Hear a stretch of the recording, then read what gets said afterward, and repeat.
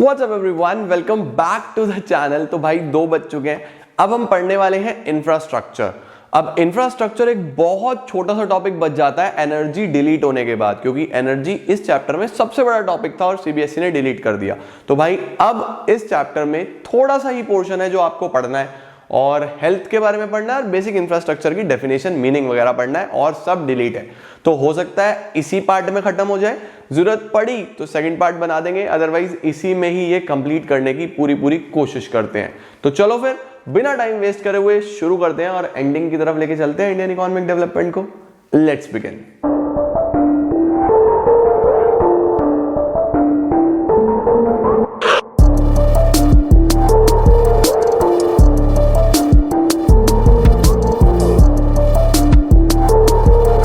तो स्टार्ट करते हैं हम लोग चैप्टर को इसके मीनिंग के साथ। सबसे पहले एक्चुअल में इंफ्रास्ट्रक्चर होता क्या है। देखो, इंफ्रास्ट्रक्चर की हम कभी भी बात करते हैं तो हम बात करते हैं कंट्री में कितनी बड़ी बड़ी बिल्डिंग्स हैं, हॉस्पिटल्स हैं, स्कूल्स हैं, कॉलेजेस हैं, ये सब इंफ्रास्ट्रक्चर का पार्ट होता है।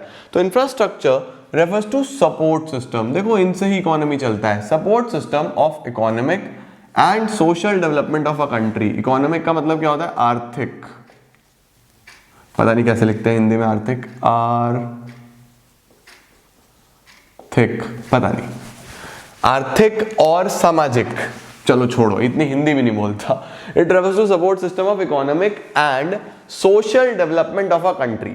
इकोनॉमिक यानी एक इकोनॉमी से, पैसे से रिलेटेड प्रोडक्शन बढ़ना चाहिए, और सोशल सामाजिक, सोसाइटी का स्टैंडर्ड ऑफ लिविंग इंप्रूव हो, अच्छी हेल्थ फैसिलिटीज हो, ये सब डेवलप होना चाहिए। तो 2 एलिमेंट्स लिए इंफ्रास्ट्रक्चर में, कौन कौन से? इकोनॉमिक और सोशल। इकोनॉमिक में क्या आता है? Such elements which serve as a driving force for production activities, जो प्रोडक्शन को हेल्प करेंगे, जैसे एनर्जी, ट्रांसपोर्टेशन, कम्युनिकेशन, ये प्रोडक्शन को प्रमोट करने में हेल्प करती हैं। ये सब कौन से एलिमेंट्स में आ गया? इकोनॉमिक एलिमेंट्स में। सोशल कौन कौन से हुए? Which serve as a driving force for social development. Social का मतलब स्टैंडर्ड ऑफ लिविंग, लोगों का रहना सहना, ये सब। इसमें क्या क्या आ जाएगा? Education, health and housing. ये 3 चीजें हमारी सोशल इंफ्रास्ट्रक्चर का पार्ट बन जाती हैं। तो सारी चीजें इंपॉर्टेंट है। आप देख रहे हो ना कि कितना energy, transportation, buildings, roads, dams, communications, education, hospitals, schools, colleges, ये सब मिलके इंफ्रास्ट्रक्चर बनता है। क्यों इंपॉर्टेंट है इंफ्रास्ट्रक्चर किसी भी इकोनॉमी में? उसके मैंने 6 पॉइंट्स लिखे हैं।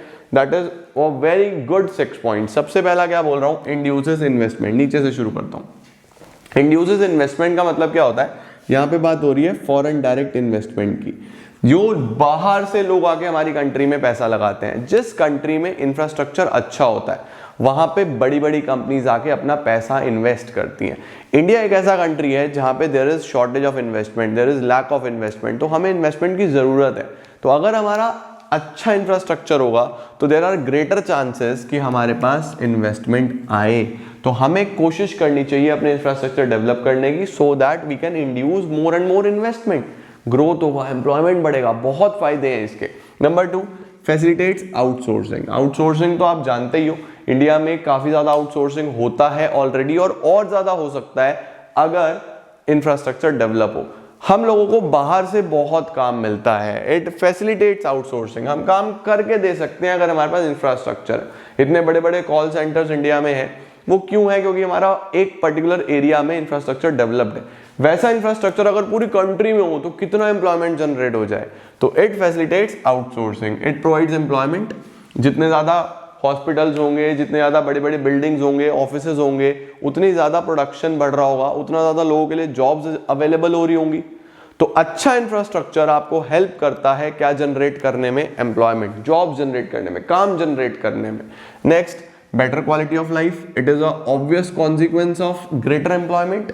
जितना ज्यादा एम्प्लॉयमेंट होगा उतना ज्यादा लोगों की इनकम बढ़ेगी। इनकम बढ़ेगी तो एक्सपेंडिचर अच्छा करेंगे, एक अच्छा स्टैंडर्ड ऑफ लिविंग जिएंगे। आप लोग अभी अपने पेरेंट्स के ऊपर डिपेंडेंट हो फॉर एवरीथिंग, लेकिन जब आप अपना अर्न करने लगोगे तो आप खुद भी एक अच्छी चीज जो आपका मन करे वो ले सकते हो, अपने पेरेंट्स को भी लेके दे सकते हो।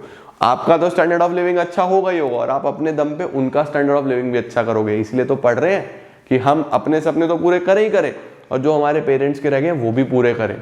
तो एक अच्छे इंफ्रास्ट्रक्चर वाले कंट्री में जहां पे एक बढ़िया एम्प्लॉयमेंट होता है, वहां लोग बेटर क्वालिटी ऑफ लाइफ जी सकते हैं। उसके बाद इकोनॉमिक डेवलपमेंट। जब ओवरऑल काम इतना बढ़िया चल रहा होगा तो economy as a whole develop होगा या नहीं होगा? Better infrastructure means more productivity, more production, more employment, more income generation, then more investment, दोबारा इन्वेस्टमेंट होगा तो फिर रीजनरेशन, तो ये साइकिल घूमता रहेगा। As a whole economy gets developed, पूरी इकोनॉमी का डेवलपमेंट हो जाता है, ये हम इसमें लिखेंगे।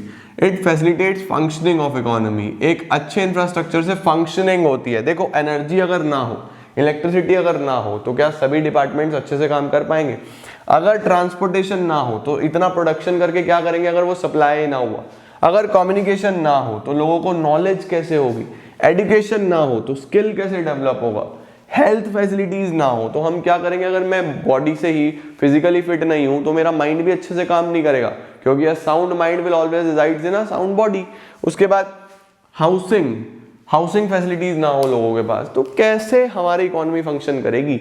तो प्रॉपर फंक्शनिंग के लिए we need both economic as well as social development of a country. वो तभी हो सकता है अगर एक प्रॉपर इंफ्रास्ट्रक्चर डेवलप्ड है। तो ये 6 पॉइंट्स आप इंफ्रास्ट्रक्चर के इंपॉर्टेंस में लिख के आने वाले हो आपके एग्जामिनेशन में, जिसकी हेल्प से आपको पूरे नंबर ग्रैब हो जाएंगे। तो ये कुछ छोटे से टॉपिक्स थे, जल्दी से स्क्रीनशॉट ले लो इसका। अब आगे बढ़ते हैं इसके अंदर हम लोग हेल्थ की तरफ। एनर्जी वाला टॉपिक इज डिलीटेड, वो आपको नहीं पढ़ना, बस हेल्थ एक छोटा सा टॉपिक बचा है। नेक्स्ट पार्ट की जरूरत नहीं पड़ेगी, इसी पार्ट में चैप्टर इज ओवर। तो चलो इसको खत्म करता हूं, इस सबको हटाता हूं और आगे चलता हूं हेल्थ की तरफ।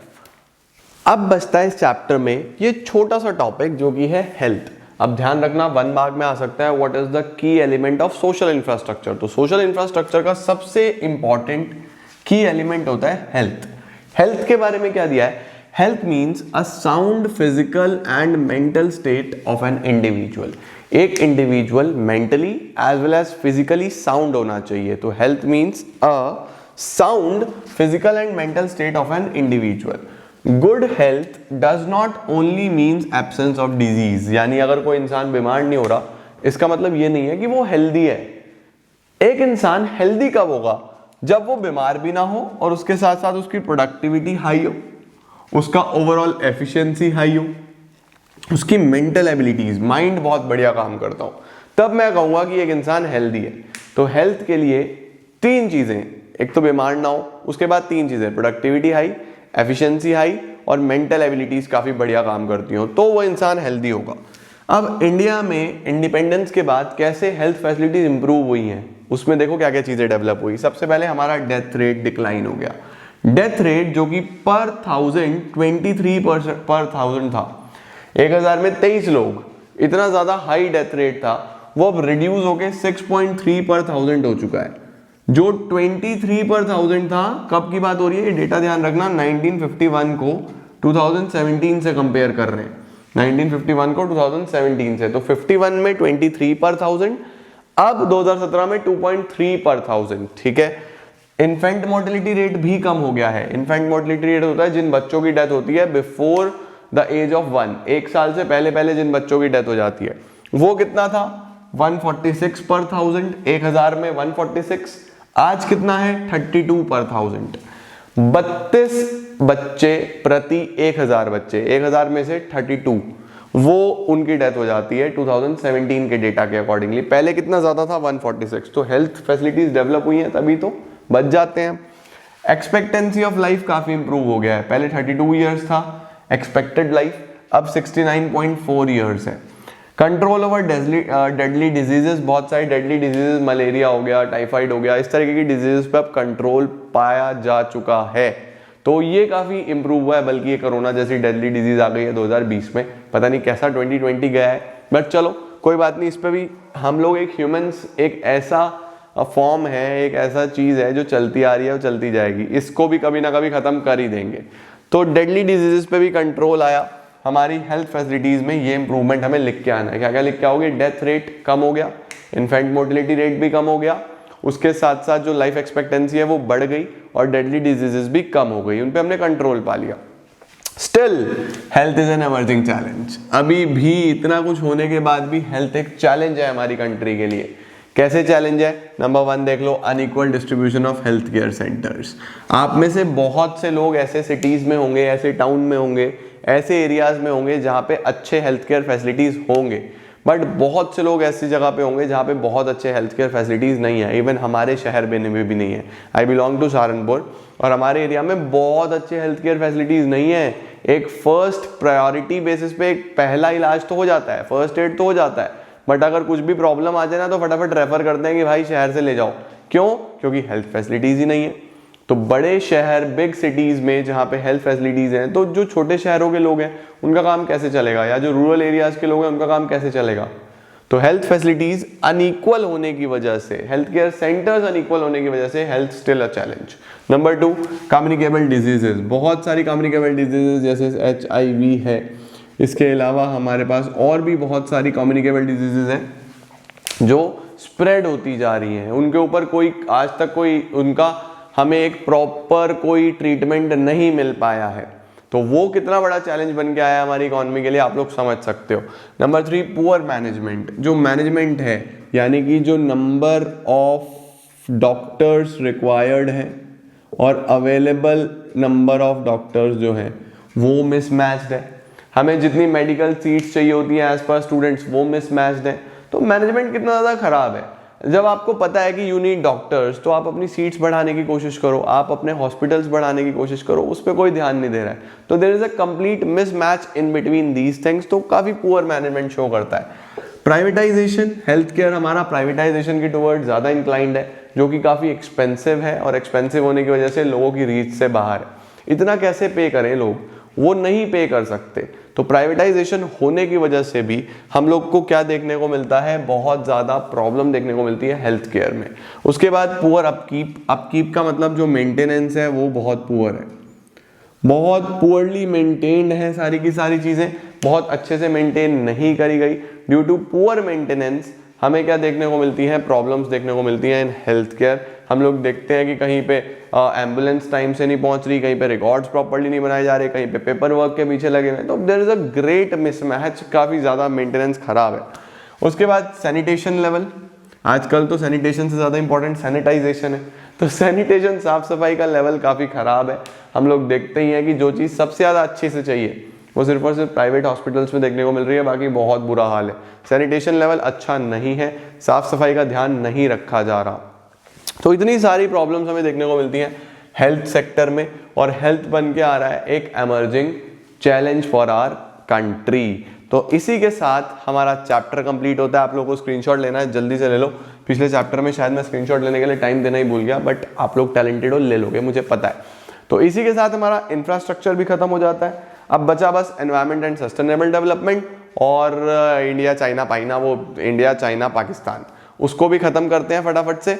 और फिर हम आगे बढ़ते हैं कहाँ पे, अपना कुछ और करेंगे यार, और क्या, इसको खत्म करते हैं।